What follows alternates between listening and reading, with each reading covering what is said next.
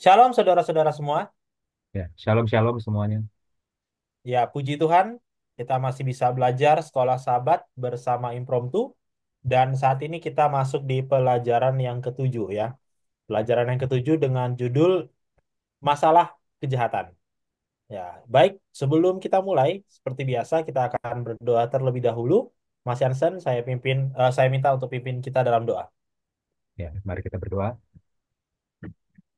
Bapa kami yang di surga, kami memohon biarlah Engkau yang menuntun kami untuk mengerti pelajaran ini. Kami menyadari betapa banyaknya kejahatan, penderitaan, ketidakadilan yang ada di dunia ini. Dan kami juga tahu bahwa Engkau adalah Allah yang Maha Kuasa, Maha Pengasih, dan Maha Adil. Bantulah kami ya Bapak untuk mengerti kenapa ada banyak penderitaan di dunia ini. Biarlah Engkau yang berbicara pada kami, dan biarlah pelajaran ini dapat menjadi kekuatan bagi kami terapkan dalam kehidupan kami masing-masing menjadi pengharapan bagi kami. Kami mohon ampunilah segala dosa dan kesalahan kami. Kami berdoa dalam nama Tuhan Yesus yang telah menebus kami dari dosa. Amin. Amin. Baiklah, sebelum kita masuk ke pembahasan ya, nah ada baiknya kita melakukan sedikit apa ini pengantar ya, terutama untuk materi kita saat ini ya dengan judulnya itu sebenarnya adalah The Problem of Evil ya, dalam bahasa Indonesia masalah kejahatan. Nah, tapi istilah The Problem of Evil sendiri itu adalah sebuah istilah dalam filosofi Kristen. Jadi itu bukan kata yang digabung oleh oleh penulis kalau sahabat kita, tapi itu adalah salah satu pertanyaan paling besar ya dalam uh, Christian filosofi, dalam filosofi Kristen, yang intinya pertanyaan itu adalah ya sudah dikemukakan ya di pelajaran hari Sabat petang juga bahwa kalau misalnya Tuhan itu Maha Kuasa, Maha Adil, Maha Kasih, kenapa masih ada kejahatan? Nah, saudara-saudara sekalian, mungkin saudara-saudara yang baru mengikuti impromptu ya, atau yang sudah mengikuti impromptu dari pelajaran pertama, jadi mungkin saudara lupa atau belum pernah dengar gitu ya. Jadi penulis kelas sahabat kita, eh, John Peckham, itu adalah pakar dalam Christian filosofi ya dan sistematika teologi. Nah, dan risetnya selama bertahun-tahun, berpuluh tahun tentang kasih Allah dan hubungannya dengan realita dunia itu kejahatan ya. Dan dia mencoba untuk merumuskan satu pandangan teodisi ya dalam bahasa Inggrisnya teodisi tapi bahasa Indonesianya apa ya? Teodasi mungkin apa terjemahan lebih tepatnya ya. Teodisi. Teodisi ya. Nah, Hmm. teodisi atau teodisi dalam bahasa Indonesia beliau merumuskan satu konsep teodisi ya, yaitu eh, teodisi yang berhubungan dengan cosmic conflict yang ini sangat jarang sekali ya dikemukakan bahkan oleh pakar-pakar kekristenan lainnya. Dan risetnya dalam teodisi ini itu salah satu riset yang terbaik boleh saya baca, boleh saya bilang ya setelah saya baca, dan bahkan pandangan yang sama itu juga datang dari luar Advent gitu ya. Jadi saudara-saudara ya, bagi saudara-saudara yang ya kami sangat mengencourage ya, kami sangat apa meminta ya menyarankan saudara sebelum nanti mungkin saudara boleh masuk dalam pelajaran ini, ada baiknya saudara membaca atau sambil membaca bukunya Theodicy of Love, Cosmic Conflict and the Problem of Evil ya itu tadi ya. Jadi konsep teodisi yang dia kemukakan adalah Theodicy of Love, teodisi tentang kasih ya. Dari kasih itu subjudulnya adalah pertentangan kosmis dan juga masalah kejahatan. Nah, itu dia. Dan ini tulisannya oleh Jen Peckham, penulis kalau sahabat kita. Bukunya tidak terlalu tebal, hanya 200-an halaman, tapi ya cukup teknis.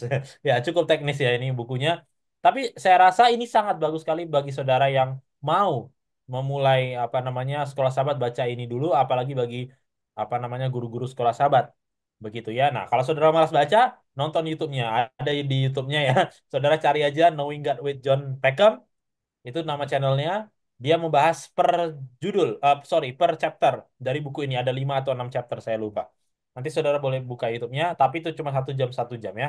Tapi ada baiknya saudara membaca buku ini terlebih dahulu karena buku ini kurang lebih bukan buku ini, kurang lebih beberapa pelajaran kita ke depan, 3 sampai 4 pelajaran kita ke depan itu ada di dalam buku ini ya. Sebenarnya adalah ekstraksi dari buku ini. Mungkin itu sedikit Mas Jansen ya, pendahuluan bagi kita semua. Ya, oke. Ya, Terima kasih, monggo. Bill. Dan buku ini ada di link Google Drive yang ada di kotak deskripsi ya. Ya, Jadi benar. teman-teman bisa download sendiri apa bentuk digital dari buku ini dan silakan baca bukunya. Ya. Ya, Kita awali pembahasan kita dengan membuka Ayub 30 ayat 26. Tolong dibacakan, Bill. ayat 30 ayat 20. 26.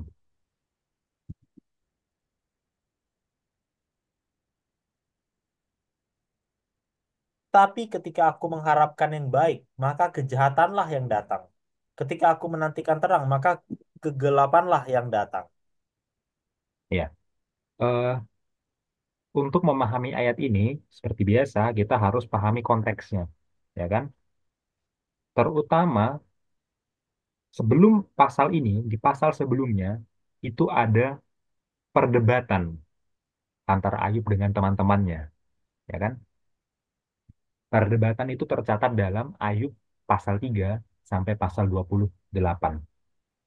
Jadi ada 25 pasal tuh perdebatannya. Nggak mungkin kita baca semuanya sekarang, waktunya nggak cukup. Ya, jadi saya coba rangkum aja ya. Jadi perdebatannya kira-kira begini. Ayub ini kan menderita nih, ya. Eh, hartanya semua ludes, keluarganya, ya, anak-anaknya tuh meninggal gitu ya. Kemudian kesehatannya juga hilang gitu kan. Jadi udah lengkap penderitaannya Ayub itu ya, dari harta, dari keluarga, dari kesehatan, dia menderita semuanya. Oke,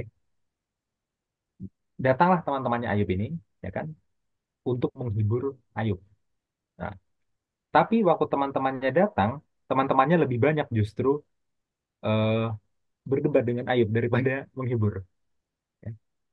Dalam perdebatan itu, argumennya Ayub begini. Ayub berargumen kalau Ayub itu adalah eh, orang yang benar. Oke, ya. Ayub itu berargumen kalau Ayub tidak bersalah. Seperti itu. Maka kalau Ayub tidak bersalah, penderitaan yang dialami Ayub itu bukanlah hukuman dari Tuhan. Nah, logikanya gitu kan?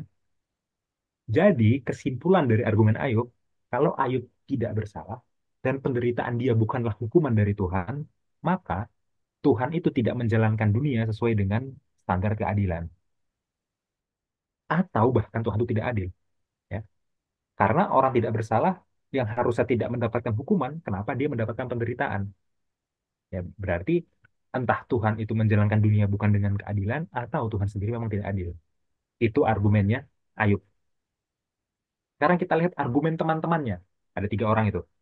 Bagaimana argumen temannya? Teman-teman Ayub bilang, Tuhan itu sepenuhnya adil. Oke. Maka kalau Tuhan sepenuhnya adil, Tuhan pasti menjalankan dunia ini sesuai dengan prinsip keadilan. Kesimpulannya adalah pasti Ayub yang bersalah kalau dia mendapatkan penderitaan. Kesimpulan dari teman-teman Ayub, kalau Ayub menderita itu pasti hukuman karena dia udah pernah berbuat kesalahan, berbuat dosa. Itu argumen teman-temannya Ayub. Ya. Bahkan kalau kita baca di Ayub pasal 22 ya, teman-temannya itu sampai membuat-buat, mereka-reka, ya, berimajinasi kira-kira gitu ya. Apa sih dosa yang mungkin telah dilakukan Ayub sampai-sampai dia mendapatkan penderitaan seperti itu? Ya. Ayubnya sendiri nggak pernah berbuat seperti itu, ya kan? Tapi teman-temannya sampai membuat skenario ini skenario itu, mungkin kamu gini kali, mungkin kamu gitu kali. Ya, itu yang dilakukan oleh teman-temannya di pasal 22. Kalau kita melihat dari pasal 1, ya, Ayub 1 ayat 1 sampai 5, Ayub itu memang adalah orang yang benar dan tidak bersalah. Oke? Jadi kalau Ayub bilang aku tidak bersalah, itu Ayub benar. Ya, tapi kesimpulan Ayub salah. Kalau Ayub bilang Tuhan itu menjalankan dunia bukan dengan prinsip keadilan atau Tuhan itu tidak adil. Ya. Fakta yang Ayub sampaikan kalau dirinya sendiri benar, itu adalah benar. Tapi kalau Ayub bilang ya Tuhan itu tidak adil, salah. Oke. Teman-teman Ayub, teman-teman Ayub bilang Tuhan adil, itu benar. Tapi kalau teman-teman Ayub menyimpulkan bahwa Ayub itu berdosa, makanya dia dapat penderitaan, itu salah. Ya, jadi baik Ayub maupun teman-temannya itu ada kesalahannya. Ya, ada kesalahannya. Nggak ada yang benar-benar argumennya itu sudah perfect gitu ya. Seperti itu. Itu Ayub pasal 3 sampai 28 tadi ya, saya rangkum. Kemudian di Ayub pasal 29 sampai 31 ya, akhirnya Ayub itu menyatakan pembelaan terakhirnya, final defense-nya untuk membela karakternya dia. Bahwa ya aku ini memang benar dan tidak bersalah. Oke. Kemudian di pasal 32 sampai 37 muncul satu tokoh baru yang namanya Elihu. Ya, Elihu ini membantah final defense pembelaan terakhirnya si Ayub ini. Ya, itu saya rangkum. Lebih baik kalau saudara teman-teman baca sendiri. Nah, itu lebih bagus ya daripada mendengarkan rangkuman dari saya tadi. Tapi semoga rangkuman ini membantu ya. Nah, ayat 30 ayat 26 ini itu berada dalam bagian pembelaan terakhir Ayub. Oke, ya. Ayat yang kita baca barusan itu adalah bagian dari pembelaan terakhir Ayub. Oke. Jadi Ayub membela diri, aku ini benar loh, aku ini tidak bersalah loh, ya. Tapi aku yang benar dan tidak bersalah ini waktu mengharapkan yang baik, ya. Kenapa yang datang malah kejahatan, ya kan? Tapi aku yang benar dan tidak bersalah ini waktu menantikan terang, kenapa yang datang malah kegelapan? Kira-kira itu maksudnya, maksudnya Ayub ya. Dan ya, memang dalam dunia ini ya, eh, ada pertanyaan-pertanyaan seperti ini kan. Kenapa orang jahat itu malah makmur kan gitu kan? Ya. Kenapa orang jahat itu malah mereka berhasil dapat keuntungan dari kejahatannya kan? Korupsi justru malah makin kaya kan gitu. Jadi orang jahat dapat keuntungan malah. Kemudian kenapa orang benar itu begitu menderita? Contohnya Ayub ini, ya. Sampai-sampai Ayub sangka ini berarti Tuhan yang gak adil nih. Maka kenapa orang benar menderita? Tapi teman-temannya Iya, bilang kalau kamu menderita pasti kamu yang salah. Lo enggak, Ayub enggak salah. Nah ini kan dilemanya kan di situ kan, ya. Jadi Tuhan tuh di mana sebenarnya? Waktu semua kejahatan ini terjadi, waktu semua ketidakadilan ini terjadi, waktu semua penderitaan terjadi, Tuhan tuh ada di mana? Ya kan? Kenapa? Kalau Dia Maha Kuasa, Maha Tahu, Maha Baik, Maha Kasih, Maha Adil, kenapa masih ada penderitaan di dunia ini? Problem of evil, masalah kejahatan, ya kan? Ya. Sebenarnya jawabannya itu akan lebih jelas di pelajaran pekan depan dan 2 pekan depan ya. Oke, iya, karena pelajaran pekan ini sebenarnya hanya memperdalam pertanyaannya, iya. ya, hanya memperdalam pertanyaannya. Oke, jadi mari kita terus-menerus memperdalam pertanyaannya. Kita lihat dalam perjanjian baru sekarang. Kita beralih dari kisah Ayub, kita ke perjanjian baru. Kita lihat Matius 27 ayat 40. Tolong dibacakan.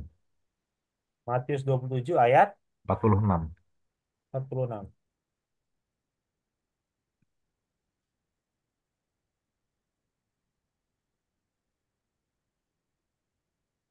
46. Kira-kira jam 3 berserulah Yesus dengan suara nyaring. Eli, Eli, lama sabatani. Artinya, Allahku, Allahku, mengapa engkau meninggalkan aku? Iya, Yesus ini adalah eh, yang paling tidak bersalah dari semua manusia yang pernah hidup, ya.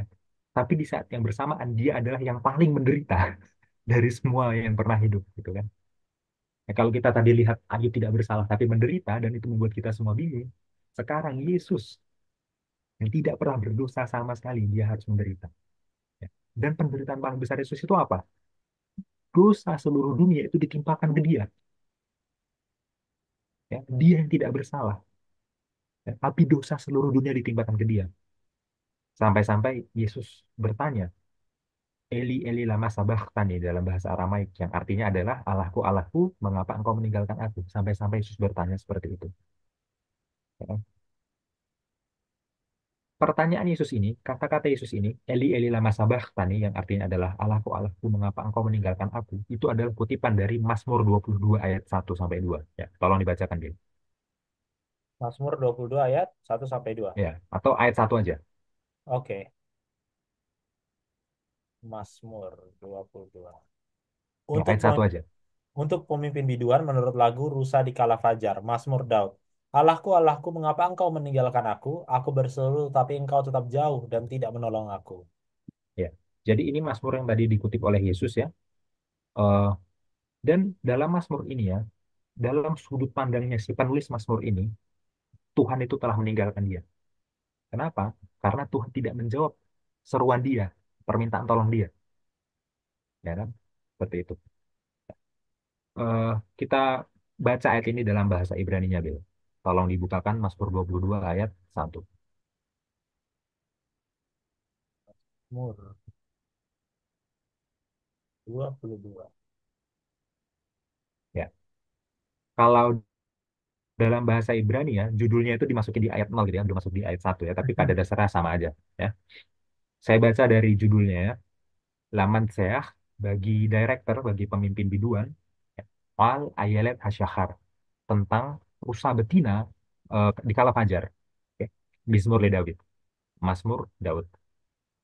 Eli, Eli, Allahku, Allahku, lama azab tani. Kenapa engkau meninggalkan aku? Perhatikan perbedaannya ya. Kalau di Matius tadi adalah Eli, Eli, lama sabah tani. Oke, kalau di Mazmur Eli, Eli, lama azab tani. Ya. Yang di Matius sabah tani, yang di Mazmur azab tani. Artinya sama, meninggalkan aku artinya itu. Tapi kenapa beda? Karena Yesus itu berseru itu pakai bahasa Aramaik. Ya, oke. Sementara Mazmur itu aslinya dalam bahasa Ibrani, kan gitu ya. Kalau bahasa Aramaiknya adalah Sabachthani, bahasa Ibraninya Ozab taninya. Dari kata Ozab, Ozab itu kan meninggalkan ya. Ozab tani, meninggalkan aku. Eli, Eli, Allahku, Allahku, lama mengapa Ozab tani? Ya, engkau meninggalkan aku. Ya, Azafta, engkau meninggalkan ninya aku. Ozab tani, engkau meninggalkan. Oke. Rahok Yeshuati, jauh daripada menolong aku, jauh daripada Yeshua aku. Ya, perhatikan kata Yeshua itu ya. Oke. Divrei Syagati. Ya, kata-kata seruanku. Syahadah.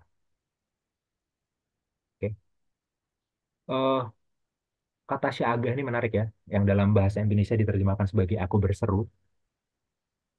Kata syahadah yang artinya adalah seruan dan berhubungan dengan kata syaak yang artinya berseru, ya, itu biasanya digunakan untuk auman singa.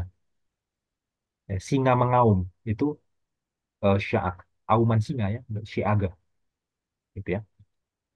Tapi kata yang biasa digunakan untuk auman singa ini bisa juga digunakan untuk seruan dari seseorang. Ya, contohnya di sini, si pemasmur berseru minta tolong gitu kan. Maksudnya gini, ada momen dalam hidup ya, penderitaan itu sudah begitu hebatnya. Ya, kita berseru minta tolong, saking saking kita berserunya, saking kerasnya seruan kita itu ya. Karena efek dari beratnya penderitaan itu, kita itu berseru itu udah seperti singa mengaum itu. Ya, gitu. Sayangnya kita nggak bisa mengaum, tapi udah seperti itulah, saking beratnya penderitaan. Itulah yang dirasakan oleh si pemasmur, dan itu juga yang dirasakan oleh Yesus di kayu salib. Makanya Yesus mengutip Mazmur ini kan, begitu ya. Dan Ayub, Ayub menggunakan kata ini. Ya, kita buka Ayub 3 ayat 24 langsung bahasa Ibrani aja. Ayo, Ya, Ayub 3 ayat job, 24. job, job. Mana job? Nah, itu. Ayat 24 ya. Hmm. Ini. Ya. Ki lifnei lahami, karena di hadapan rohku, lifnei ya, di hadapan rotiku, anhati, anhati. Ya, apa? Eh, seruanku, kesedihanku, kira-kira gitu ya. Tavo datang, baitku mengalir, kamayin seperti air, syaagati, syaagahku, ya, seruanku. Ya. Jadi kalau si pemazmur di Mazmur 22 ayat 1 itu syaagah, berseru mengaum seperti singa, dan Yesus seperti itu, Ayub juga seperti itu. Ya, ya seperti itulah beratnya penderitaannya. Kalau sudah saking beratnya ya kita tuh menjerit minta tolong itu udah seperti singa mengaum seperti itu ya. Tapi kita jangan berhenti membaca Mazmur 22 hanya di ayat satunya. Oke? Kita harus membaca sampai ayat-ayat seterusnya.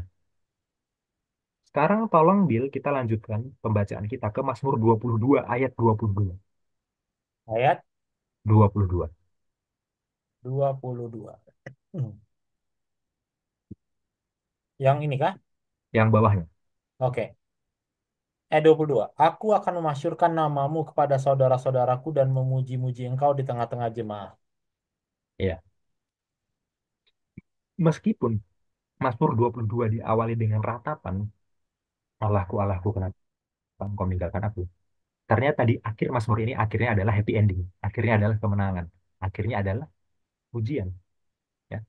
Nah, supaya nggak terlalu lama ya, saya rangkum aja. Di ayat 22 sampai 26 ya, itu si pemazmur memuji Tuhan karena Tuhan telah menyelamatkan Israel. Itu ayat 22 sampai 26. Nanti dilanjutkan ayat 27 sampai 31. Ya. Pemazmur kembali memuji Tuhan karena telah menyelamatkan semua bangsa yang lain dan semua generasi. Ya, perhatikan itu. Dari yang awalnya dia berseru Allahku, Allahku, kenapa engkau meninggalkan aku? Sampai di ayat 22-26, dia memuji Tuhan karena telah menyelamatkan Israel. Ayat 27 sampai 31, dia memuji Tuhan karena telah menyelamatkan semua bangsa. Ya, seperti itu. Jadi, ya, kita harus melihat Mazmur ini, ya, sebuah Mazmur ratapan tentang orang yang menderita dan akhirnya adalah pujian, akhirnya adalah kemenangan. Seperti itu juga Yesus. Ya. Waktu Yesus menderita di kayu salib, ya, Yesus bilang, Allahku, Allahku, mengapa engkau meninggalkan aku, dengan mengutip Mazmur 22 ayat 1, itu akhirnya adalah kemenangan sebenarnya. Karena di kayu salib itu Yesus mengalahkan setan, mengalahkan dosa. Ya, tentu saja ini belum menjawab ya, problem AVP belum menjawab pertanyaan tentang masalah kejahatan. Ini hanya memperdalam pertanyaannya ya, seperti itu. Iya Nah, benar. sampai sini dulu silahkan Bill tanggapi. Iya.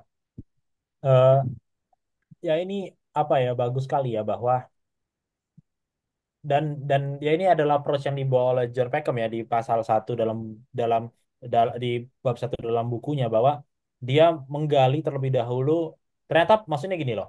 Terkadang terkadang teman-teman saudara-saudara ketika kesusahan datang dalam hidup kita kita berpikir cuma kita orang yang paling susah di dunia ini. Dan kadang-kadang itu wajar-wajar saja dengan keterbatasan kita gitu kan. Tanpa mentrivialize, tanpa merendahkan, meremehkan kejahatan itu. Dan itu berulang kali disampaikan oleh John Peckham. Jadi pelajaran kita ini sangat sensitif ya saudara. Maksudnya sensitif itu adalah jangan karena kita mau berusaha menjawab apa alasan kejahatan kenapa ini ada, seolah-olah kejahatan itu kita remehkan. Seolah-olah nanti orang ada sesuatu ya cuma gitu doang. Jangan kayak gitu. Itu beda gitu ya. Dan itu adalah tantangan ya. Saya harus bilang ini di awal. Jadi nanti seiring kita belajar saudara-saudara, kita menjawab dan kita apa ya, deal with it apa namanya, dan kita berjibaku dengan kejahatan itu beda kasusnya.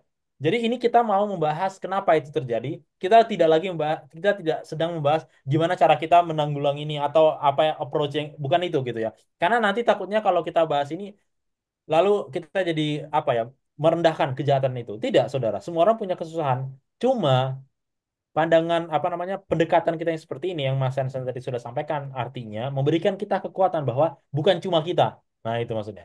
Bukan cuma kita yang bertanya tentang masalah ini. Ayo bertanya, bahkan seruan tadi kita lihat Yesus pun berseru gitu ya. Jadi kita tidak sendiri. Nah, itu maksudnya. Bukan berarti kelemahan apa kesusahan kita itu nggak ada bandingannya dengan mereka bukan. Mungkin iya, tapi bukan itu poinnya. Ya. Poinnya adalah kita tidak sendiri. Ini pertanyaan seluruh orang yang hidup yang hidup dan mengalami kesusahan gitu ya. Nah, itu sangat penting ya dalam kita mengawali pembelajaran ini karena nanti takutnya kita jadi itu merendahkan kejahatan lalu meremehkan pengalaman orang dalam kesusahan. Nah, tidak seperti itu ya. Semua orang akan bertanya mungkin pertanyaan yang sama yang ditanyakan oleh Ayub gitu kan. Dan itu dan itu penting dalam kehidupan kekristenan kita.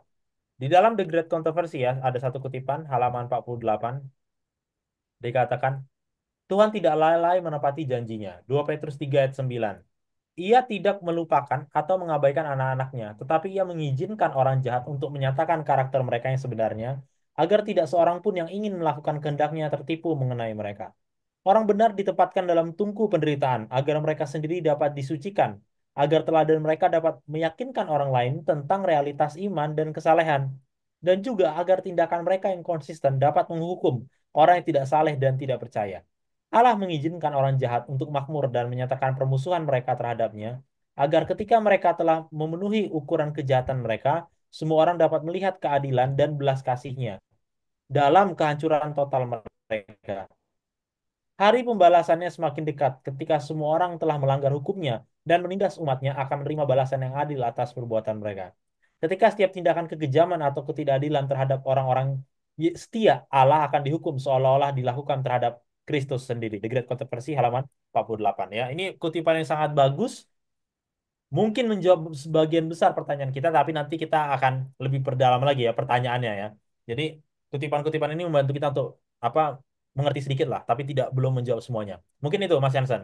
Jadi persilakan. Ya, terima kasih, Bill. Sekarang kita akan mempelajari salah satu cara, salah satu usaha untuk Hmm, menjawab problem of evil tadi ya, masalah iya, kejahatan. Salah satu caranya adalah dengan menggunakan teori skeptical theism. Oke, iya, sekali lagi ya namanya adalah skeptical theism. Dalam bahasa Indonesianya adalah teisme skeptis. Apa itu teisme skeptis? Ya kan? Teisme artinya adalah percaya kepada Tuhan.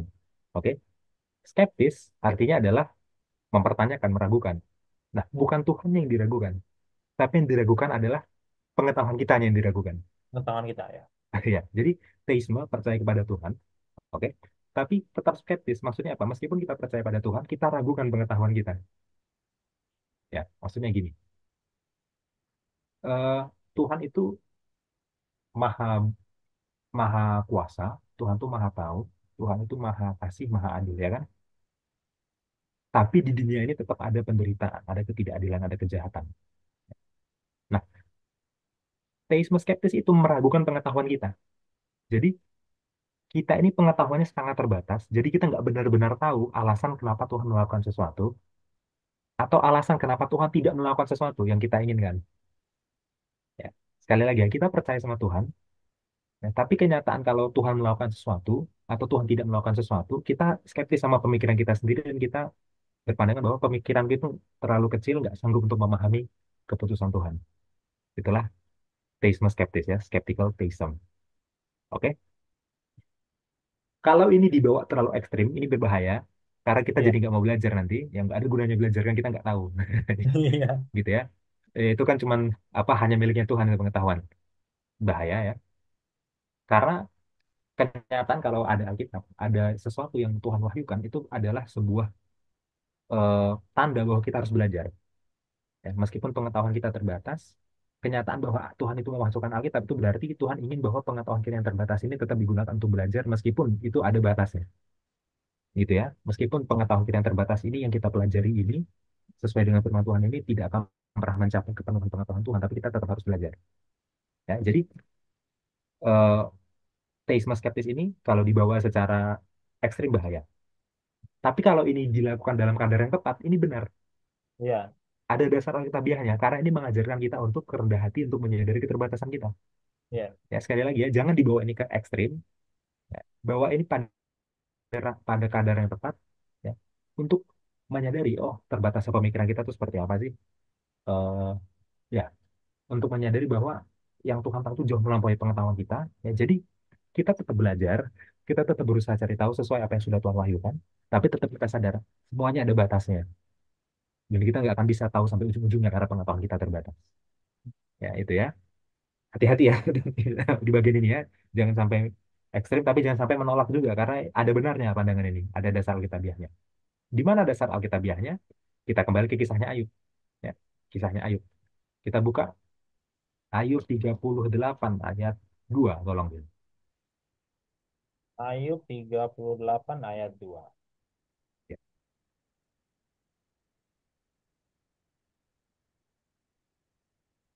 Siapakah dia yang menggelapkan keputusan dengan perkataan-perkataan yang tidak berpengetahuan? ya. Tolong Bill buka bahasa Ibraninya. Oke.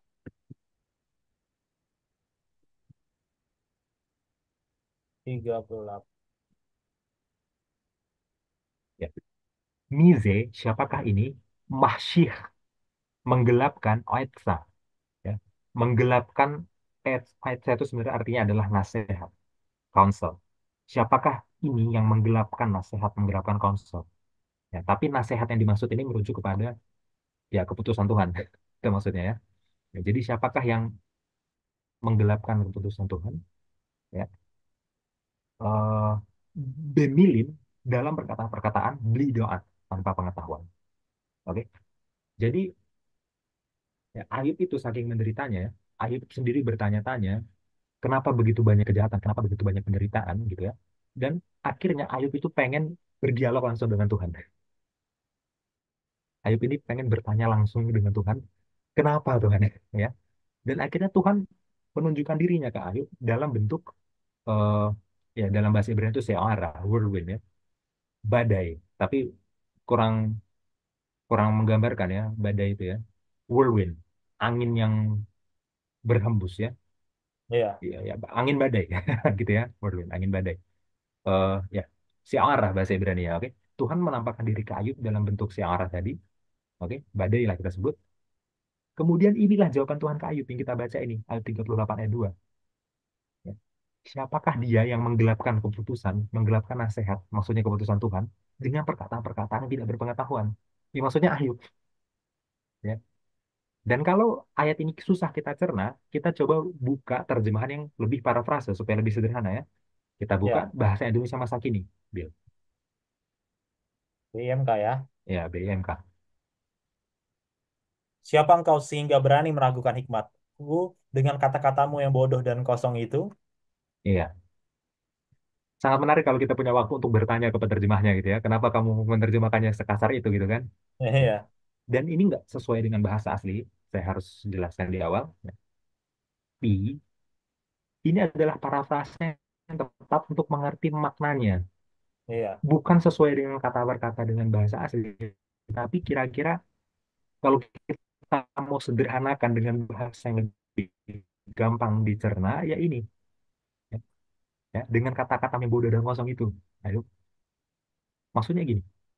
Ayub bertanya-tanya, kenapa begitu banyak kejahatan, begitu banyak penderitaan? Kenapa Ayub sebagai orang yang benar menderita? Dia bertanya langsung ke Tuhan. Ya.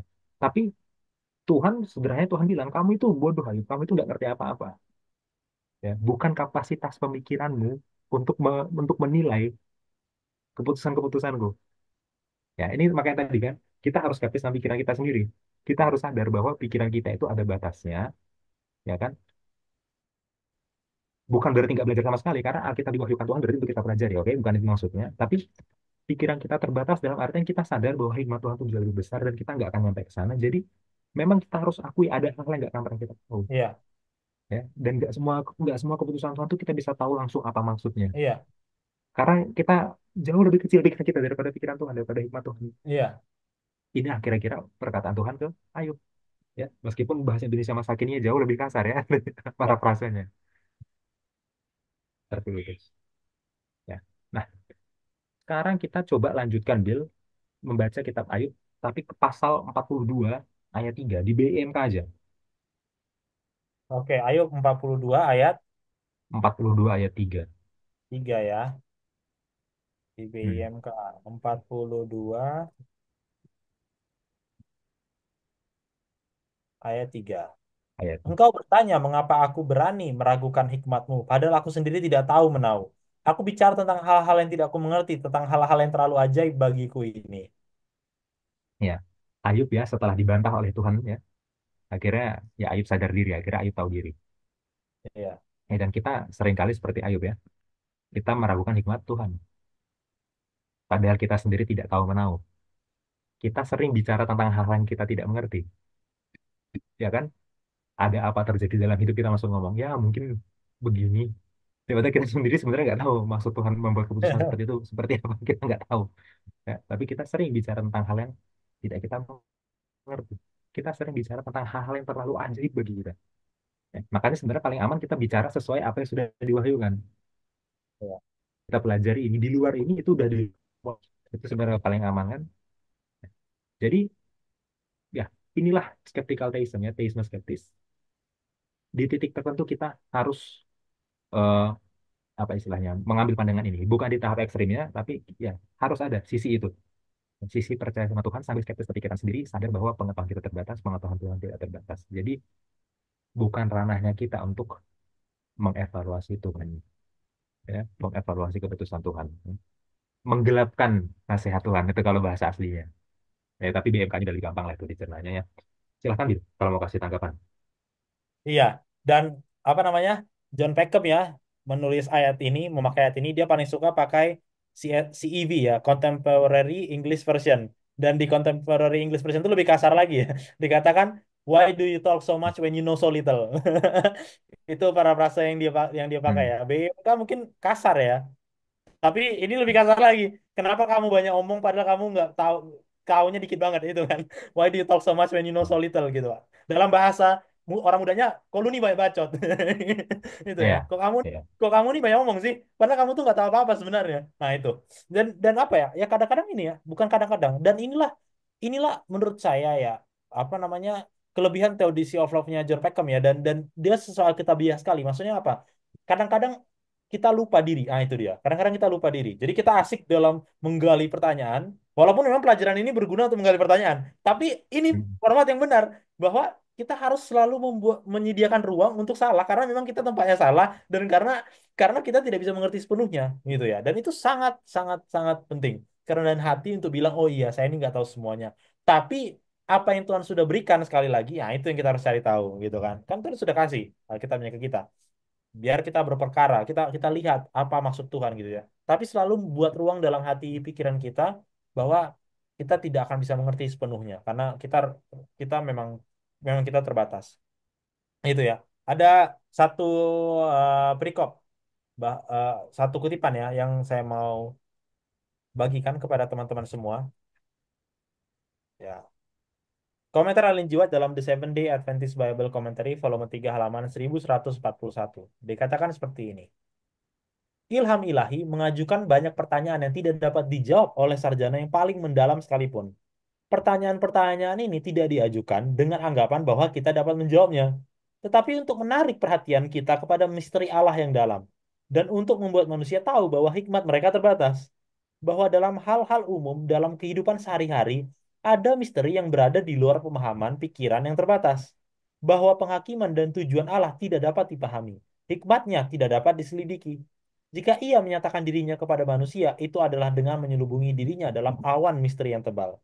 Tujuan Allah adalah untuk menyembunyikan lebih banyak tentang dirinya daripada yang ia ungkapkan kepada manusia. Jika manusia dapat sepenuhnya memahami cara dan pekerjaan Allah, mereka tidak akan mempercayainya sebagai yang maha kuasa. Ia tidak dapat dipahami oleh manusia dalam hikmat, alasan, dan tujuannya. Jalan-jalannya tidak dapat dipahami. Roma 11 ayat 33.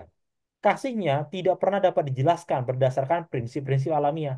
Jika ini dapat dilakukan, kita tidak akan merasa bahwa kita dapat mempercayainya dengan kepentingan jiwa kita. Orang-orang skeptis menolak untuk percaya. Ini skeptis yang dalam hal ini adalah ekstrim ya. Skeptis yang ekstrim tadi Mas Yansen katakan ya. Bukan yang kita bicarakan sekarang. Orang-orang yang terlalu skeptis menolak untuk percaya karena dengan pikiran mereka yang terbatas, mereka tidak dapat memahami kuasa tak terbatas yang melaluinya Allah menyatakan dirinya kepada manusia. Jadi ini rangkuman yang tepat ya. Allah menyatakan dirinya. Nah, kalau kita terlalu skeptis sekali ya kita jadinya bodoh amat dan jadinya nggak mau belajar. Tapi tidak seperti itu. Tuhan menuntut kita untuk belajar karena Dia menyatakan dirinya. Tapi dalam proses pembelajaran, ilham ilahi itu terkadang terselubung ya, terselubung. Dan memang kita tidak mampu mengerti. Mungkin itu, Mas Yansan. Iya, ya, terima kasih, Bill. Skeptis ke pikiran kita, jangan skeptis ke Tuhannya ya. Ah, benar. Itu ya. Oke. Itu tadi adalah skeptical theism, theisme skeptis. Itu salah satu usaha untuk menjawab problem of evil. Oke. Ada satu usaha yang lain lagi, dan ini juga Yap, cukup bagus. Namanya adalah free will defense. ya, Free will defense ya, pembelaan kehendak bebas. Ya, pembelaan kehendak bebas. Kalau sekolah sahabat kita menerjemahkannya pembelaan kebebasan memilih. Ya, sama aja, tapi saya lebih suka pembelaan kehendak bebas. Ya, iya, kehendak bebas. ya, sama aja sebenarnya. Oke, free will defense. Maksudnya gini, free will defense berusaha untuk menjawab kenapa kalau Tuhan itu maha baik, Tuhan itu maha kasih, maha adil, dia maha tahu, maha kuasa. Kenapa masih ada banyak penderitaan di dunia ini? Itu bukan karena Tuhan yang salah, tapi karena manusia yang menyalahgunakan kehendak bebasnya. Itu free will defense ya. Jadi sebuah pandangan filosofis untuk menjawab untuk menjawab problem of evil yang berpandangan bahwa semua penderitaan itu adalah karena penyalahgunaan kita manusia terhadap kehendak bebas kita. Bukan Tuhan yang salah, kitanya yang salah menyalahgunakan kehendak bebas. Karena kita salah menyalahgunakan kehendak bebas, maka efeknya, akibatnya adalah penderitaan ini, penderitaan itu, dan lain sebagainya. Ya, ini adalah alasan yang bagus dan punya dasar Alkitabiah. Iya, Oke, tapi kita nggak akan bahas detail sekarang. Kenapa? Karena pelajaran pekan depan itu tentang ini, free will defense. benar. Satu pekan kita akan belajar ini satu pekan ke depan di pelajaran pekan depan ya. Ini cuma dikasih cuplikannya aja, oke? Jadi saya Iya, nggak akan ngomong banyak hal tentang free will defense, bukti-bukti Alkitabiahnya juga saya nggak akan bahas ya. Kita siapkan aja ini untuk pekan depan, oke? Ya, Tapi ada satu kutipan yang mau kita baca ya. ya. Tolong Bill, buka pelajaran hari Rabu ya, paragraf 2. Paragraf 2. Ya, ini C.S. Lewis ya. Ya, Pembelaan kebebasan memilih adalah pandangan bahwa kejahatan adalah akibat dari penyalahgunaan kebebasan memilih oleh makhluk ciptaan. Jadi, Allah tidak bisa disalahkan atas kejahatan, karena kejahatan adalah hasil dari penyalahgunaan kebebasan memilih yang diberikan Allah kepada kita untuk tujuan yang baik. Namun, mengapa Allah memberikan kebebasan memilih seperti itu?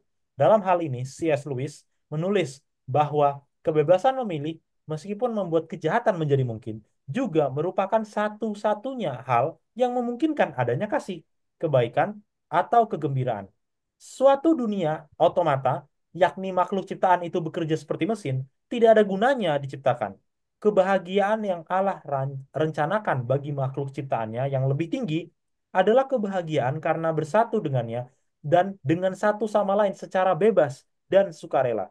Dan untuk itu mereka harus bebas. Mere Christianity ya. Halaman ya. 52. Sebelum Bill kasih tanggapan ya, saya mau kasih informasi ke teman-teman Bill. Ya, Hmm. tolong dibukakan link Tokopedia ya. Ini bukan Nah, endorse, ya, bukan endorse. Oke, tapi C.S. Lewis itu adalah seorang filsuf Kristen gitu ya. Jadi dia bukan seorang pakar biblika, entah dia pakar Perjanjian Lama bahasa Ibrani gitu atau pakar Perjanjian Baru bahasa Yunani, bukan. Dia juga bukan pakar sistematika teologi, jadi dia bukan pakar doktrin, tapi dia adalah filsuf Kristen. iya, Jadi dia bergumul dengan pertanyaan-pertanyaan yang sifatnya filosofis yang bersentuhan dengan teologi kekristenan. Oke, dia menulis suatu buku yang sangat bagus yang harusnya kita semua baca karena itu buku yang sangat bagus. iya, Judulnya adalah Mere Christianity. Ya. iya. Tapi buku itu dalam bahasa Inggris. Nah, puji Tuhan, CV Pionirjaya, ya ini bukan endorse ya, CV Pionirjaya telah menerjemahkan buku itu ke dalam bahasa Indonesia. Judulnya adalah Kekristenan Asali.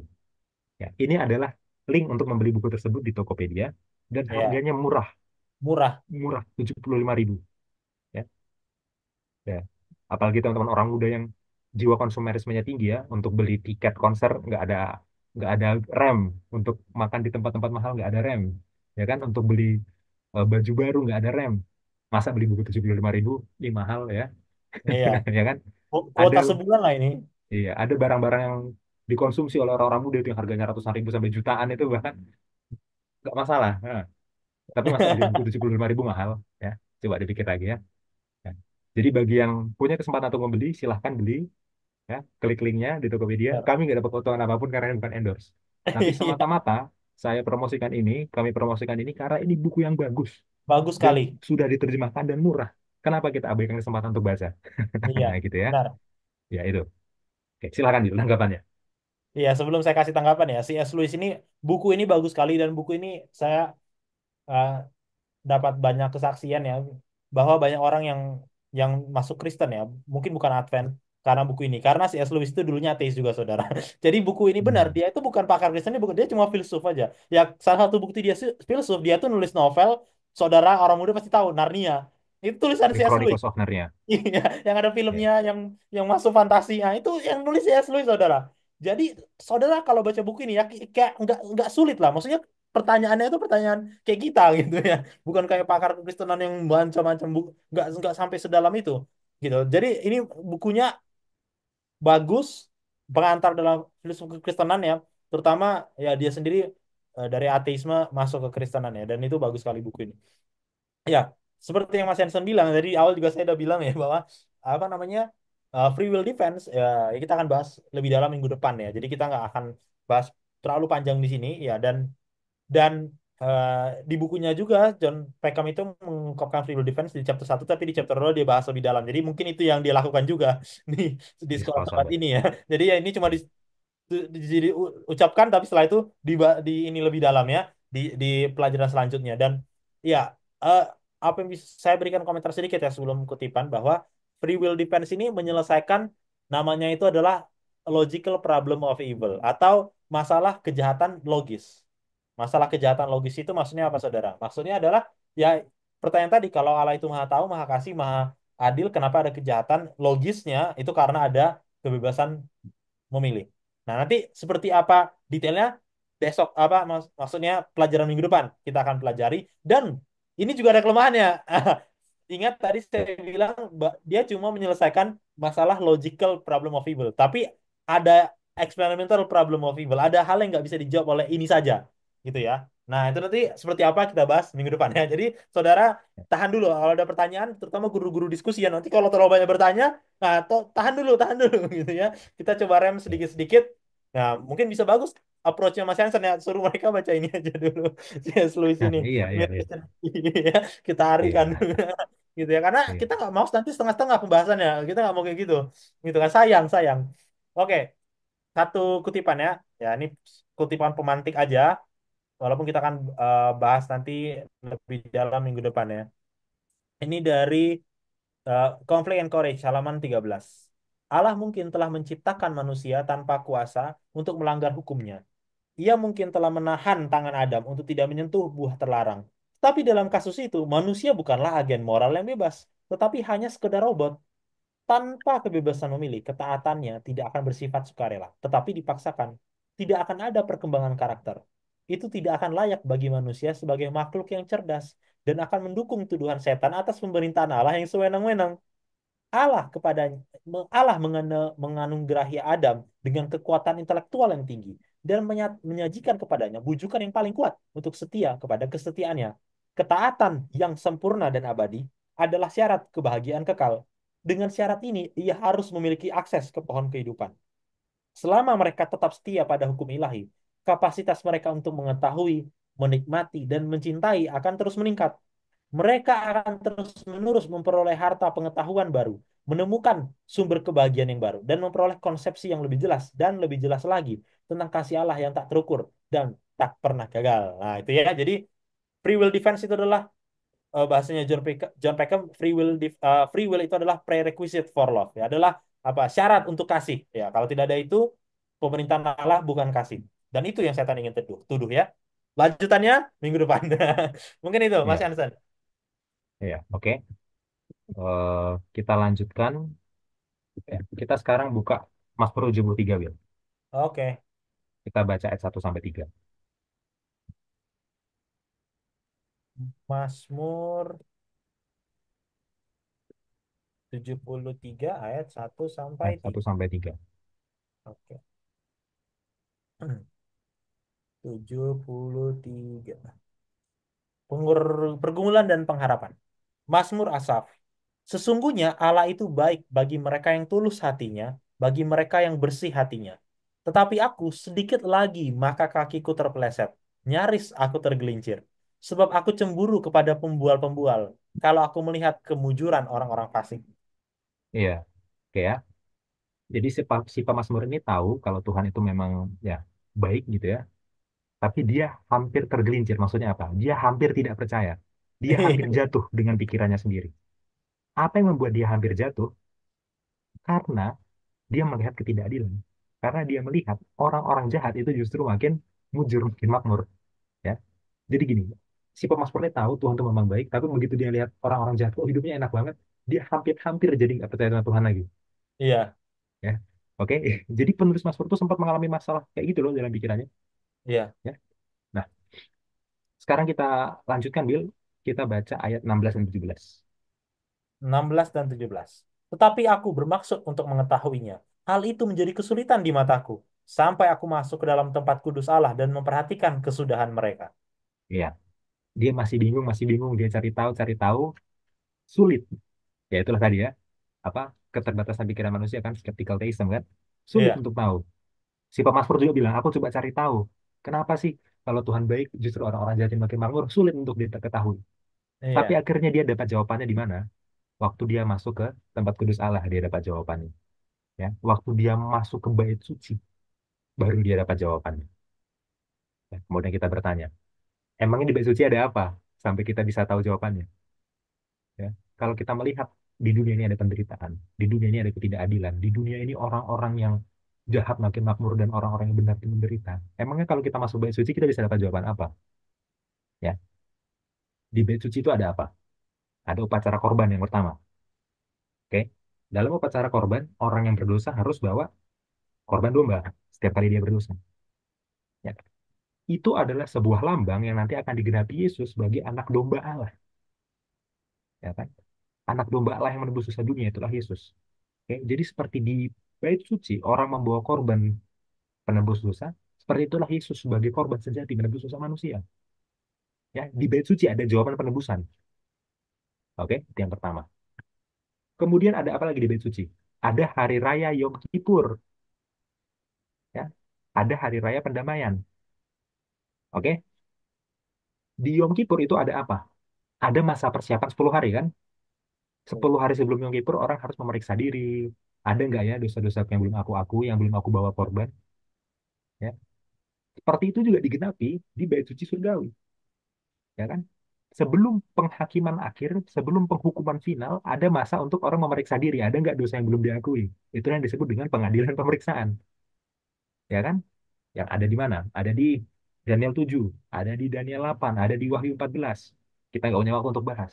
Oke? Jadi dengan belajar bait suci, kita tahu bahwa sebelum nanti semua kejahatan dihukum, ada masa pemeriksaan dulu, pengadilan pemeriksaan. Ya. Dan kita tahu melalui hari Raya Yom Kippur juga bahwa akhirnya kejahatan itu akan dimusnahkan. Dari mana kita tahu? Di hari Raya Yom Kippur, Azazel itu dilepas di padang gurun sampai mati. Iya, Seperti itu juga lah nanti. Setelah pengadilan pemeriksaan, ya, setan akan dilepas sampai mati. Oke? Jadi, melalui bait suci kita bisa tahu bahwa ada penebusan dan ada penghakiman. Melalui bait suci kita bisa tahu bahwa seberapapun bersalahnya kita, seberapapun berdosanya kita, kalau kita mengaku dosa kita dan meminta ampun kepada Yesus sang korban itu, kita pasti diampuni. Tapi melalui bait suci juga kita tahu kalau ada penghakiman. Melalui bait suci kita tahu bagi siapa yang tidak menerima Yesus dan tetap berada dalam kejahatannya, mereka akan dimusnahkan bersama dengan setan nanti. Ya tentunya melalui pengadilan pemeriksaan dulu. Dengan mempelajari bait suci, kita bisa mengetahui tentang penghakiman, kita bisa mengetahui tentang Allah yang adil, dan kita tahu orang jahat kalau tidak menerima Yesus dan tidak bertobat akhirnya pasti binasa. Ya. Jadi kalau kita belajar bait suci, kita lihat ada orang jatuh di makmur, kita tenang. Karena kita tahu iya, ada penghakiman, ada Yom Kippur surgawi. Itu. Dan kita buktikan dari Mazmur ini aja. Oke, kita baca ayat 18 sampai 20 kalau saudara nggak percaya. iya. 18 dan 20. Sampai Sesungguh 20. sampai 20. Sesungguhnya di tempat-tempat licin kau taruh mereka. Kejatuhan mereka sehingga hancur. Betapa binasa, betapa binasa mereka dalam sekejap mata. Lenyap, habis oleh karena kedahsyatan. Seperti mimpi pada waktu terbangun ya Tuhan, pada waktu terjaga rupa mereka kau pandang hina. Ya. Di ayat 16-17, si pemasmur masuk ke bait suci dan terus dibilang, aku tahu jawabannya. Di ayat 18 apa yang dia bilang? Ya, mereka akan binasa. Ya, kata-katanya kasar kan? Di tempat licin kau taruh mereka, kau jatuhkan mereka sehingga hancur. Maksudnya orang-orang jahat tadi loh. Ya, betapa binasa mereka dalam sekejap mata. Lenyap habis oleh karena kedahsyatan. Seperti mimpi pada waktu terbangunnya Tuhan. Pada waktu terjaga rupa mereka kau pandangnya. Ya. Begitu kita belajar bait suci, kita punya ketenangan dalam hati. Seberapapun tidak kelihatan dunia yang tidak adil, pada akhirnya keadilan akan ditegakkan melalui Yom Kippur surgawi. Ya. Dan sekarang kita sudah dalam periode pengadilan pemeriksaan sejak 1844.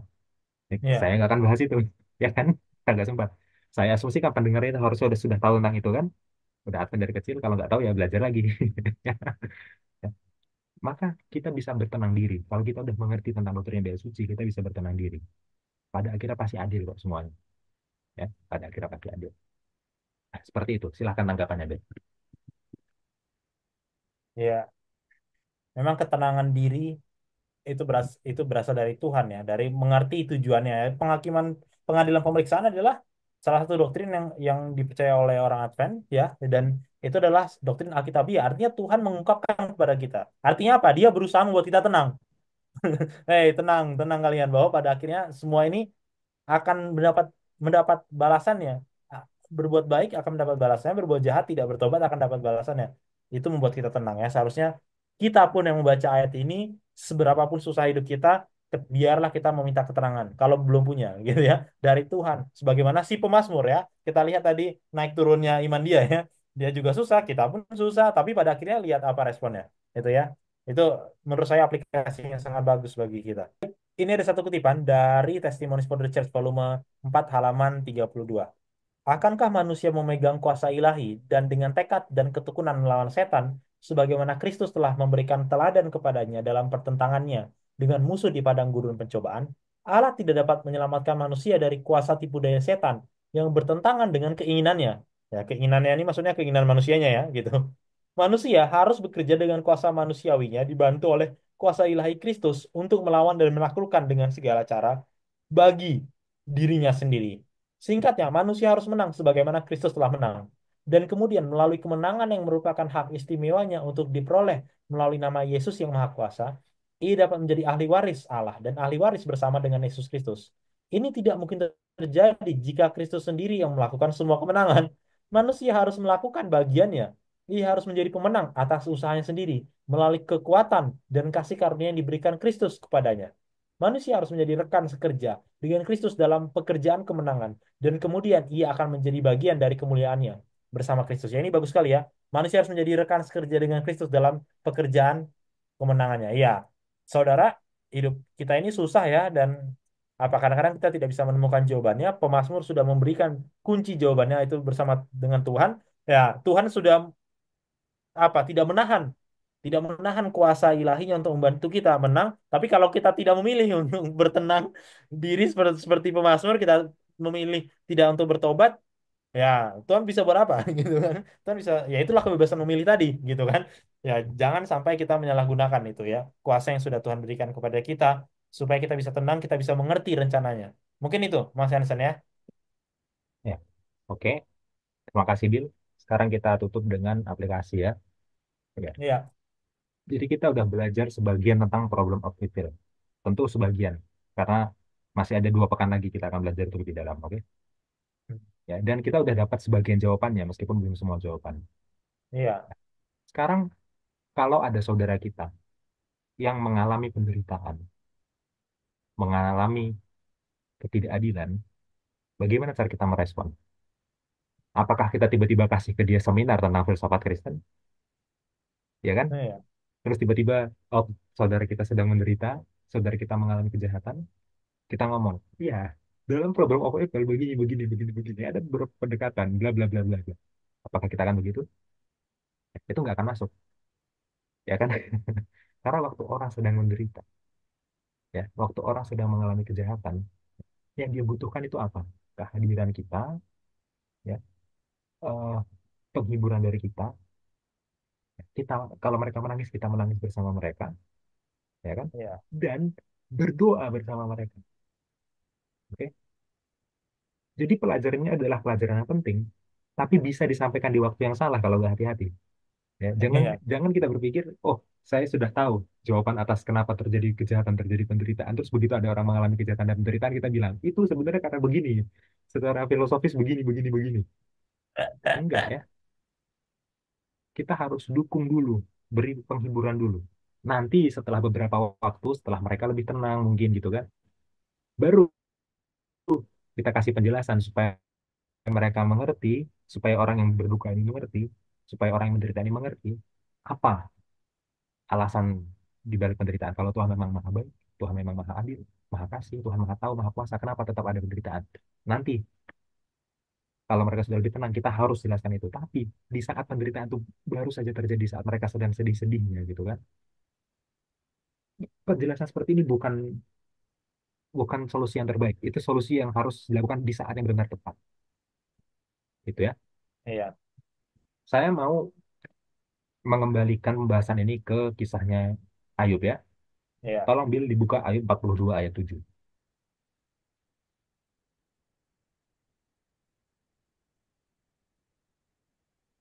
Ayat 7. Setelah Tuhan mengucapkan firman itu kepada Ayub, maka firman Tuhan kepada Elifas, orang Teman. Murkaku menyala terhadap engkau dan terhadap kedua sahabatmu, karena kamu tidak berkata benar tentang aku seperti hambaku Ayub. Oke. Ya. Tuhan berfirman ke Elifas. Elifas ini adalah temannya Ayub ya. Tuhan marah kepada Elifas. Ya. Kenapa Tuhan marah kepada Elifas dan 2 teman Ayub yang lain? Ya. Karena Elifas dan 2 teman Ayub yang lain tidak seperti Ayub. Ya kan? Memangnya Ayub bagaimana? Pertanyaannya. Ayub itu berkata yang benar tentang aku. Maksudnya Ayub berkata yang benar tentang Tuhan. Kayak gitu kan? Oke. Jadi kalau kita baca ayat ini secara sederhana, ya, Elifas dan 2 teman Ayub yang lain tidak berkata benar. tentang Tuhan. Makanya Tuhan marah ke Elifas dan dua orang lain. Karena mereka tidak berkata benar tentang Tuhan. Ayub berkata benar tentang Tuhan. Makanya Tuhan tidak marah ke Ayub gitu ya, secara sederhana. Tapi kita ajukan sebuah pertanyaan. Memangnya Ayub bicara benar tentang Tuhan? Emangnya semua yang Ayub katakan tentang Tuhan itu benar? Ya, enggak. Ayub enggak berkata sepenuhnya benar tentang Tuhan. Karena kalau perkataan Ayub memang benar, Tuhan enggak perlu bantah dong. Di Ayub 42 ayat 3 yang tadi kita udah baca, ya kan? Kalau Ayub memang sudah berkata sepenuhnya benar, Tuhan nggak perlu lagi menampakkan diri dalam bentuk badai terus membantah Ayub. Kenyataannya, kalau Tuhan sampai memunculkan diri dalam bentuk badai dan membantah Ayub, berarti ada yang Ayub bilang dan salah. Ya, Ya, berarti harusnya Ayub dimarahin juga dong. Kan Elifas dan dua temannya yang lain ini, ya, dimarahin karena berkata yang tidak benar tentang Tuhan. ya, Ayub juga berkata yang tidak benar tentang Tuhan, makanya dia dibantah tadi di ayat 42 ayat 3. Tapi kenapa Ayub nggak dimarahin juga? Yang dimarahin hanya tiga orang ini. Nah, ini pertanyaan yang sulit ya. Tapi kita bisa dapat jawabannya kalau kita baca bahasa Ibrani. Kita buka Bil dalam bahasa Ibrani. Ayub 42 ayat 7.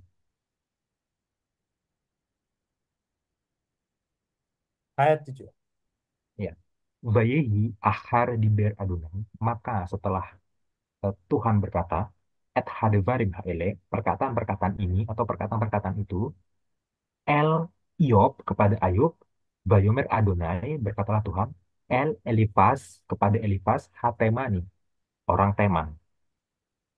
Kara api, panaslah hidungku, ingat, panaslah marahku, murkaku, karena hidung itu artinya adalah kemarahan ya, dalam bahasa Ibrani ya.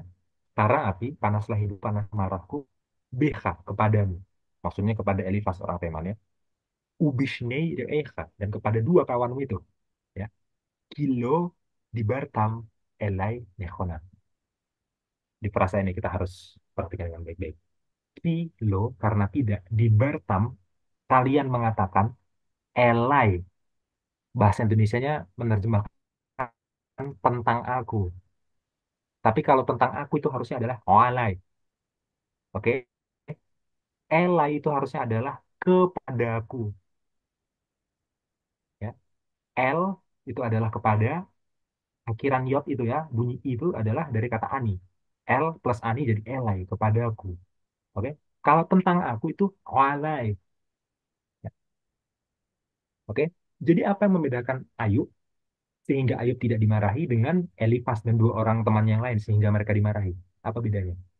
Bukan karena Ayub berbicara benar tentang Tuhan, bukan. Ayub tidak berbicara benar tentang Tuhan. Nyatanya perkataan Ayub tentang Tuhan dibantah sama Tuhan tadi di ayat 42 ayat 3.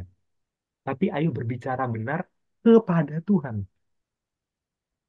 Elai kepadaku, akunya Tuhan di situ ya. Jadi Ayub bukan berbicara benar tentang Tuhan, enggak. Ada salahnya Ayub kalau apa dalam dia berbicara tentang Tuhan. Dia sempat menyangka Tuhan tidak adil kok. Karena jadi ada yang Ayub sampaikan yang salah. Tapi Ayub berbicara benar kepada Tuhan. Elifas dan dua teman yang lain tidak berbicara benar kepada Tuhan. Apa bedanya berbicara tentang Tuhan dan kepada Tuhan memang? Ya kan? Berbicara tentang Tuhan itu seperti yang kita lakukan sekarang. Ya. Tuhan itu kasih, Tuhan itu adil, maha tahu, maha kuasa. Kita bicarakan dan kita coba bahas. Kalau memang sifatnya benar seperti itu, kenapa terjadi penderitaan, itu berbicara tentang Tuhan. Tapi harusnya Elifas dan dua temannya itu jangan berbicara tentang Tuhan saja. Harusnya berbicara kepada Tuhan. Maksudnya apa? Waktu mereka mendatangi Ayub, ajaklah Ayub berdoa bareng, berdoa kepada Tuhan. Ajaklah berbicara kepada Tuhan sama-sama. Ya. Kenapa Elifas dan dua temannya dimarahin? Karena dia tahu Ayub kesusahan, mereka datang, mereka malah bikin perdebatan filosofis, bukannya mendoakan Ayub. Mereka malah bicara tentang Tuhan, bukannya berbicara kepada Tuhan. Ayub, meskipun tentang Tuhan ada salah-salahnya, dia berbicara kepada Tuhan langsung. Paham nggak maksudnya? Ya, jadi Ayub meskipun ada dia sedikit salah paham tentang Tuhan gitu ya, sampai dia harus dibantah. Tapi dia berbicara ke Tuhan langsung. Dia bilang, mana Tuhan, aku mau tanya langsung ke Tuhan. Itu kan dia berbicara ke Tuhan langsung. Oke? Ayub berdoa. Ketiga temannya nggak mendoakan, malah fokus berdebat.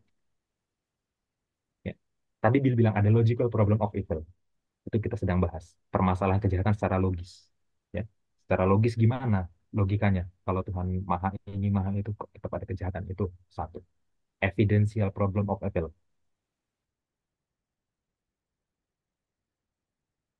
Ya. Terlalu banyak bukti kejahatan, jadi nggak bisa. Tapi ada satu lagi. Pastoral problem of evil. Ya, Ya. Waktu ada kejahatan, selain kita membahas sisi logisnya, sisi buktinya, bagaimana cara kita untuk menghibur orang yang benar-benar sedang berduka? Itu pastor, sebagai pendeta, sebagai tua-tua jemaat, atau sebagai rekan sesama orang Kristen. Jangan sampai kita seperti teman-temannya Ayub. Kita dimarahi nanti itu sama Tuhan. Yang benar adalah orang yang berbicara kepada Tuhan. Ya, jadi kalau saudara kita ada kesusahan, mari kita berdoa bersama dengan mereka, bersyafaat. Kalau kita sendiri sedang kesusahan, mari kita seperti Ayub. Lo, lo diber alai. Oh, ya. Bukan berbicara tentangku. Ya. Ya. In diber elai, tapi berbicara kepadaku. Saya hubungkan lagi dengan Mazmur 22. Waktu pemazmur mengalami kesusahan yang sangat berat, dia ngomong langsung ke Tuhan kan? Ya kan? Allahku, Allahku, mengapa engkau meninggalkan aku? Dia ngomong langsung ke Tuhan kan? Dia berbicara ke Tuhan, bukan tentang Tuhan kan? ya, Ya. Kalau memang ada hal-hal dalam hidup ini yang berat, yang sulit ya, kita bertanya-tanya kenapa saya sudah berlaku benar masih menderita seperti ini, seperti itu. Orang lain jahat, kok hidupnya enak-enak aja. Perlu untuk membahas tentang Tuhannya seperti ini. Logical problem of evil. Ya. Tapi bicara langsung ke Tuhan, tanyakan langsung ke dia. Penghiburan sejati hanya datang dari dia. Ya, penghiburan sejati hanya datang dari bait suci kan. Dan sekarang bait suci udah nggak di Yerusalem kan. Bait suci aja ya, adanya di surga sekarang kan. Tanyakan langsung ke dia. Ya, seperti si Pemasmur tanya langsung ke dia. Ya mungkin kita juga berpikir untuk meninggalkan. Kita tanya aja, Allahku, Allahku, mengapa engkau meninggalkan aku? Tanyakan, nanti kita akan dapat jawabannya. Toh nyatanya si Pemasmur nanti di ayat selanjutnya akhirnya memuji Tuhan juga kan. iya, Ya, nah, kita juga tanyakan langsung ke dia. Ya, tapi tetap sambil tentang Tuhan. Ayo berbicara yang benar kepada Tuhan.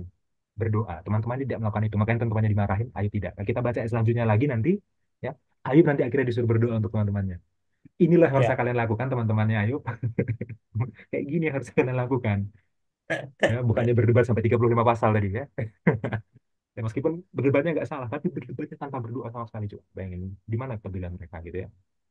iya, Ya, ini agak panjang, tapi sambil kita belajar, saya rasa permasalahan rohaninya itu harus dihadapi juga dengan langsung berdoa, teman-teman. iya, Nggak mungkin kita setuju. kita bisa mengerti semuanya ini sampai detail, ya, tapi kita nggak berdoa, ya, kita nggak akan bisa menghadapi permasalahan ini langsung secara real, meskipun ada pengetahuannya. Nggak bisa. Seperti itu. Silahkan, Bill. Ya, saya sangat setuju ya. Terkadang yang dibutuhkan itu adalah itu doa ya. Ya, itu terlihat sepele. Kadang-kadang kita berpikir emangnya doa ngapain? Bisa apa doa gitu ya kadang-kadang. Kita berpikir kayak, iya Tuhan kan tahu lah apa yang saya rasakan. Gak usah lah kita berdoa-berdoa lagi. Kan Tuhan udah tahu apa yang saya hadapi. Jawablah Tuhan. Nah, kadang-kadang kita seperti itu ya. Menganggap remeh doa. Tapi ya, jangan sampai kita jatuh di lubang yang sama. Dengan yang dilakukan oleh teman-temannya Ayub ya. Ini pelajaran yang sangat bagus ya bagi saya secara pribadi. Dan bagi kita semua saya harap ya. Bahwa ya, terkadang yang kita butuhkan itu bukanlah penjelasan logis atau terkadang yang saudara kita butuhkan itu bukanlah penjelasan yang logis. Belum penjelasan yang logis. Tapi adalah kehadiran dan doa kita itu yang terutama kepada dia. Baru setelah dia tenang, mungkin kita bisa memberikan ini ekstraksi dari apa yang kita sudah belajar ini. Ya, pengetahuan itu penting saudara, tapi apabila tidak digunakan di saat yang tepat, ya itu jadi tidak tepat ya. Baik, mungkin itu saja pelajaran kita sampai di sini. Sebelum kita tutup, kita akan buat saran poin diskusi ya, Mas Yansen ya. Ya. Oke, monggo. Yang pertama, eh, ya Ayub ya, dari Ayub 30 itu ya, ayat 26, bagaimana dia mempertanyakan gitu, kenapa dia yang baik itu menderita. Ya. Dan ini harus dibahas dari latar belakang perdebatannya dia dengan teman-temannya ya, dari pasal 3 sampai 28. Ya. Saya tahu itu nggak cukup untuk dijelaskan detail, rangkum aja, seperti yang saya lakukan tadi, rangkum pasal 3 sampai 28 ya, seperti itu ya. Oke, kemudian Yesus juga ya.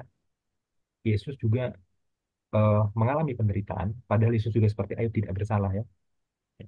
Yesus lah yang paling tidak bersalah dan paling menderita. Jadi Yesus itu seperti Ayub tapi lebih lagi, ya, gitu ya. Iya.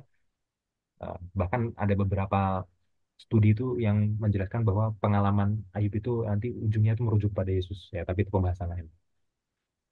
Nah, Yesus kata Allahku Allahku mengapa engkau meninggalkan aku? Oke. Mengutip Mazmur 22 ayat 1, ya kan? Nah, dalam Mazmur 22 ayat 1, ya, si pemazmur ini berseru meratap ya pada Tuhan, ya kan? Tapi di bagian akhirnya dia tetap memuji. Ya. Setelah itu tentang eh, skeptical theism ya. Ini lagi-lagi dari Ayub ya, dari Ayub eh, Ayub 38 ya, ayat 2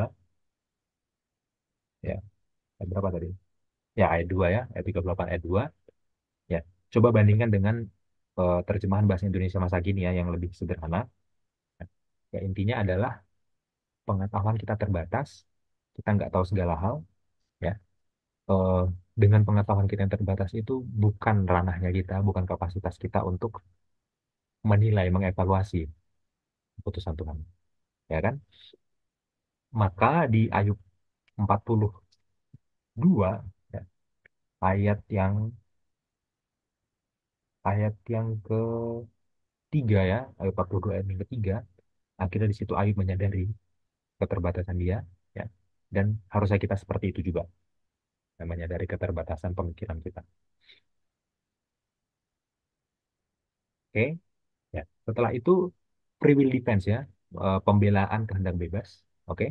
Jadi kejahatan itu terjadi bukan karena Tuhan yang salah, tapi karena kita yang salah menyalahgunakan kehendak bebas kita, manusia yang salah menggunakan kehendak bebasnya, sampailah terjadi penderitaan dan lain dan sebagainya.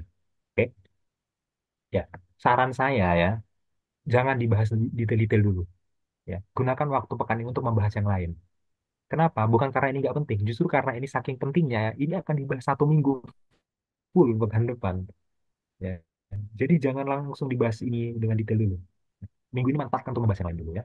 Seperti itu. Ya, dan kalau waktunya cukup, coba bahas kutipannya C.S. Lewis tadi dari buku Kekristenan Asalia, Mere Christianity. Oke.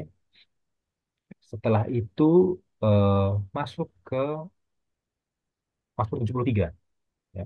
Mazmur 73 gitu. Ya. Bagaimana sih pemazmur ya? Itu hampir tergelincir gitu ya. Dia bingung, dia bimbang karena orang-orang jahat itu justru hidupnya mujur, hidupnya makmur. Jadi dia sempat ya semacam ragu pada Tuhan gitu. Tapi dia dapat jawabannya di ayat 16 dan 17. Dia mendapat jawabannya itu dari bait suci. Ya, ini tolong dijelaskan ini nanti ya. Jelaskan karena harusnya orang Advent itu tahu ya apa doktrin bait suci ya di dalamnya itu mencakup tema penebusan dan tema Iya. penghakiman ya. Nah, dengan mengetahui tema penebusan dan tema penghakiman, kita tahu jawaban atas ketidakadilan itu apa. Ya. Penghakiman Tuhan itu akan menjamin bahwa orang yang jahat dan tidak bertobat, tidak menerima Yesus itu akhirnya akan binasa. Ya. Bisa dibuktikan dengan melanjutkan ke ayat 18 sampai 20. Di ayat 18 sampai 20 si pemazmur sendiri bilang, kalau setelah dia melihat bait suci, si pemazmur sendiri bilang kalau orang jahat itu pasti begini, pasti begitu, pasti binasa, pasti musnah dan lain sebagainya. Ya. Jadi harus bahas sampai ayat 20 ya, Mazmur 73 ini ya. Kemudian eh, ya, aplikasi pastoralnya ya. Aplikasi pastoralnya adalah selain harus membahas problem logis dari masalah kejahatan, ya, apa logical problem of evil, atau membahas evidential problem of evil, ya, kayak masalah bukti-bukti dari kejahatan yang akan kita lakukan pada pertemuan selanjutnya, harus juga membahas pastoral problem of evil. Ya. Bagaimana saat ada kejahatan untuk langsung melakukan aksi praktis ya untuk menghibur sesama kita yang mengalami penderitaan itu. Dengan cara apa? Datang ya, ya menangis bersama kalau dia menangis gitu kan. Atau yang paling kuat adalah berdoa. Dan pada dasarnya ya, teman-temannya Ayub itu dimarahi bukan karena Ayub berbicara benar tentang Tuhan. Ayub tidak berbicara benar tentang Tuhan, saudara. Buktinya Ayub dibantah. Tapi Ayub berbicara benar kepada Tuhan. Teman-temannya nggak berbicara kepada Tuhan. Teman-temannya hanya berbicara tentang Tuhan, tapi tidak berbicara kepada Tuhan. Ya. Maka kita harusnya saat ada permasalahan penderitaan hidup kita, selain berbicara tentang Tuhan, ya, berbicara juga kepada Tuhan. Supaya kita tidak seperti teman-teman Ayub. Ya, entah dalam bentuk mendoakan orang lain, itulah doa syafaat, ya kan? Atau doa pribadi, seperti Mazmur 22 tadi. Ya, itulah aplikasi pastoralnya. Ya, Ya. Dan saya rasa bagus ya kalau di akhir disempatkan untuk sedikit cuplikan pelajaran pekan depan, ya. Yang ya, tadi udah dilakukan di nomor 3, tapi diulangi lagi di akhir ya, tentang free defense, apa, pembelaan kandang bebas, dan jelaskan bahwa pembelaan kandang bebas ini sangat kuat dan dasar alkitabiahnya kuat, jadi dia akan banyak menjawab problem of evil. Tapi nanti ada beberapa bagian yang udah mentok dan gak kejawab sama free will defense. Nanti harus ada pendekatan lain lagi untuk menjawab, yang disebut dengan ya. great controversy atau cosmic conflict. Dan itu dua sahabat lagi kalau itu. Terus sabar Oke, lagi. jadi free will defense, ya, free will defense ini sangat bagus. Tapi pas kita pelajari nanti, dia hanya menjawab sebagian. Kita butuh satu jawaban lagi. Cosmic conflict, kontroversi dua sahabat lagi. Pelajaran dua sahabat kalau bisa, ya, Ya, dikasih cuplikannya. Singkat aja 2-3 menit. Seperti itu, Bill. ya, iya, iya, luar biasa ya, saudara-saudara. Dan eh seperti yang Mas Hansen bilang ya, kita harus kita harus semangat belajar karena sahabat depan kita akan membahas ya tema yang sangat sangat besar ya ini dalam menjawab problem of evil tentang free will defense ya, kehendak bebas. Dan sahabat depannya lagi, dua sahabat lagi maksudnya kita akan bahas tentang pertentangan kosmis ya, grand kontroversi. Dan sahabat depannya lagi, tiga sahabat yang mulai dari sekarang kita akan bahas bagian dari pertentangan kosmis yang menjawab problem of evil atau rules of engagement atau aturan Ya, main. Nah, itu lebih detailnya lagi. Jadi kita apa ini? Selain selain kita sebagai pembelajar sekolah sahabat belajar untuk belajar sekolah sahabat, guru sekolah sahabat harus belajar untuk memimpin diskusi sekolah sahabat supaya nggak terlalu jauh pembahasannya karena ini step by step gitu ya. Jadi kalau udah ya, dirasa terlalu ini, stop dulu, ya kan? Kita bahas sama depan gitu ya. Jadi ya ini luar biasa, teman-teman, pelajaran yang sangat baik bagi kita. Ya, saya secara pribadi belajar banyak hal dari ini dan ya saya harap ini mempengaruhi secara langsung ya bagaimana kita meng, apa, bagaimana kita berhadapan dengan kejahatan baik itu yang kita alami sendiri ataupun yang teman-teman kita atau saudara-saudara kita alami ya. Ini aplikasinya sangat bagus bagi kita. Oke, mungkin sampai di sini pelajaran sekolah sahabat kita. Ya, saya akan tutup di dalam doa. Mari kita sama-sama bersatu dalam doa. Bapa kami di sorga, terima kasih Tuhan atas berkat-Mu, atas hikmat yang Kau berikan kepada kami. Kami sudah selesai belajar sekolah sahabat Tuhan dengan segala keterbatasan kami. Dengan penuh kerendahan hati kami Tuhan, kami meminta Roh Kudus-Mu untuk membuat kami bisa mengerti, mengubahkan hati kami menjadi orang yang lebih baik lagi Tuhan, dan bagi kami secara pribadi Tuhan, supaya kami bisa membagikan firman ini kepada orang lain. Hamba-Mu berdoa secara khusus untuk guru-guru sekolah sahabat, supaya mereka boleh diberikan hikmat dalam mengajar sahabat ini, dan kami yang mendengar boleh mengerti. Terima kasih Bapa di sorga, ampuni segala dosa kami. Dalam nama Tuhan Yesus kami berdoa. Amin. Baik, sampai di sini pelajaran sekolah sahabat kita. Shalom, saudara-saudara semua. kalau